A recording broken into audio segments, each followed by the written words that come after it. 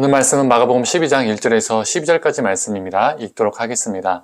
예수께서 비유로 그들에게 말씀하시되 한 사람이 포도원을 만들어 산 울타리로 두르고 집자는 틀을 만들고 망대를 지어서 농부들에게 새로 주고 타국에 갔더니 때가 이름에 농부들에게 포도원 소출 얼마를 받으려고 한 종을 보내니 그들이 종을 잡아 심히 때리고 거저 보내었거늘 다시 다른 종을 보내니 그의 머리에 상처를 내고 능욕하였거늘 또 다른 종을 보내니 그들이 그를 죽이고 또 그 외에 많은 종들도 더러는 때리고 더러는 죽인지라. 이제 한 사람이 남았으니 곧 그가 사랑하는 아들이라. 최후로 이를 보내며 이르되 내 아들은 존대하리라 하였더니 그 농부들이 서로 말하되 이는 상속자니 자 죽이자. 그러면 그 유산이 우리의 것이 되리라 하고 이에 잡아 죽여 포도원 밖에 내 던졌느니라. 포도원 주인이 어떻게 하겠느냐? 와서 그 농부들을 진멸하고 포도원을 다른 사람들에게 주리라. 너희가 성경에 건축자들이 버린 돌이 모퉁이의 머릿돌이 되었나니 이것은 주로 말미암아 된 것이요 우리 눈에 놀랍도다 함을 읽어보지 못하였느냐 하시니라. 그들이 예수의 이 비유가 자기들을 가리켜 말씀하신인 줄 알고 잡고자 하되 무리를 두려워하여 예수를 두고 가니라. 아멘. 아침 묵상을 통해서 하나님의 은혜가 우리 가운데 있기를 간절히 소망합니다. 예수님께서 비유로 말씀하시죠. 타국에 오래 떠나 있었던 포도원 주인이 이 농부들에게 임대료를 받기 위해서 종을 보냅니다. 그런데 이 농부들이 종을 몹시 때리고 그냥 돌려보내죠. 주인은 두 번째 종을 보냅니다. 농부들은 이 두 번째 종의 머리를 상하게 하고 능욕까지 합니다. 주인은 꾹 참고 세 번째 종을 보냅니다. 그런데 농부들은 이 세 번째 종은 죽입니다.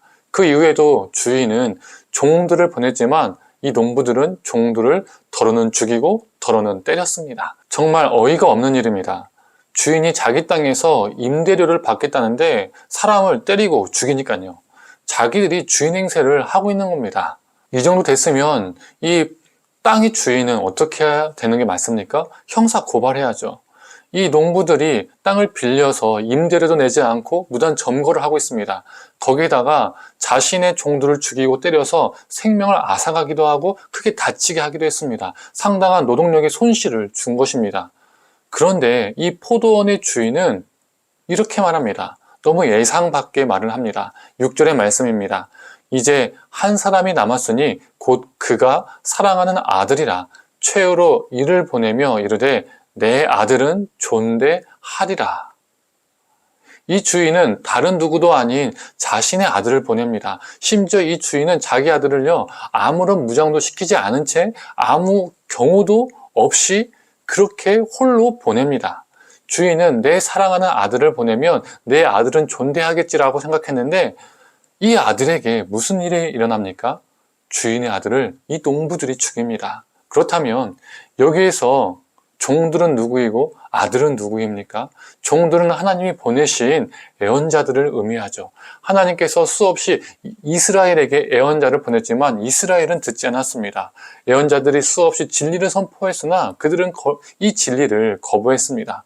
그 진리가 자신들의 마음을 불편하게 하고 거북하게 했기 때문에 눈과 귀를 닫았습니다. 내 마음이 불편하면 그건 하나님의 말씀이 아닌 것이 되죠. 은혜로운 말씀이 아닌 것이 됩니다. 반면 거짓 애언자들이 하는 그 수많은 거짓 말씀들, 달콤한 말들을 이 이스라엘은 참 말씀으로 받아들였습니다. 요즘 말로 하면 진리가 아닌데도 참된 말씀이 아닌데도 내가 듣기 좋으면 참 그거 은혜로운 말씀이야.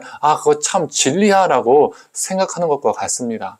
참 말씀은 거짓 말씀이 되었고 거짓 말씀은 참 말씀으로 뒤바뀐 것이죠. 그래서 그들은 수많은 예언자들을 하나님께서 보내신 참 예언자들을 때리고 죽였습니다. 그럼에도 우리 하나님은 사랑하는 자신의 아들 예수 그리스도를 이 땅에 보내셨습니다. 그런데 우리 인간은 심지어 진리 자체이신 예수님도 죽였습니다. 그런데 이 비유 이야기는 여기에서 끝나지 않습니다. 그 농부들을 진멸할 것이다 라고 심판 이야기를 하십니다. 그리고 10절에 이렇게 말씀하십니다. 너희가 성경에 건축자들이 버린 돌이 모퉁이의 머릿돌이 되었나니.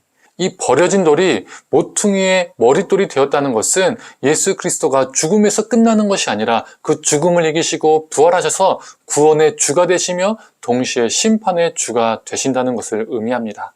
이 돌 위에 떨어지는 자나 이 돌에 깔리는 자나 다 가루가 되게 하는 심판의 주가 되시는 것이죠. 우리 예수님은 구원의 주이시자 심판의 주이십니다. 사랑하는 성도님들, 우리 안에 종교 지도자들과 같은 모습은 있지는 않을까요? 돈도 시간도 땅도 집도 사회적 지위도 이 땅에서 내게 주어진 모든 것이 다 내 것인 것 마냥 주인 행세를 하고 있지는 않을까요? 또한 불편한 말씀에는 우리의 눈과 귀를 닫고 우리의 욕망과 욕구를 채워주는 말에는 우리의 만족을 채워주는 말에는 은혜로운 하나님의 말씀이다라고 생각하면서 받아들이며 살고 있지는 않을까요? 주님의 길이 참으심을 악이용해서 모든 것이 다 내 것인 것처럼 사는 것이 아니라 하나님의 심판, 그것은 나에게 임하지 않을 거야 라며 사는 것이 아니라 우리를 향한 하나님의 오래 참으심이 우리에게 은혜로 다가오길 소망합니다. 우리의 모든 것이 하나님의 것임을, 하나님의 은혜임을 기억하면서 우리의 삶의 열매를 하나님께 온전히 드리기를 간절히 원합니다. 마지막 날에 착하고 충성된 종아 참 잘하였도다라고 칭찬받는 저와 성도님들 되기를 간절히 소망합니다. 함께 기도하겠습니다. 하나님, 이 악한 농부들이 이 주인의 땅을 점유하고 또 주인의 종을 죽이고 주인의 아들을 죽였던 이 모습이 혹여 우리의 모습은 아닌지 돌아보게 하여 주시옵소서. 이 땅의 모든 것들이 내 것인 것 마냥, 그리고 하나님의 심판이 나에게 임하지 않을 것처럼 착각하며 혹시 살고 있지는 않은지요. 하나님, 우리가 하나님 앞에서 깨어있게 하여 주시옵소서. 우리에게 주어진 모든 것이 내 것이 아니고 하나님의 것임을 기억하면서 하나님, 우리가 이 땅 가운데 성실하게 거룩하게 살아내므로 삶의 열매를 하나님께 드린 자 되게 하여 주시옵소서.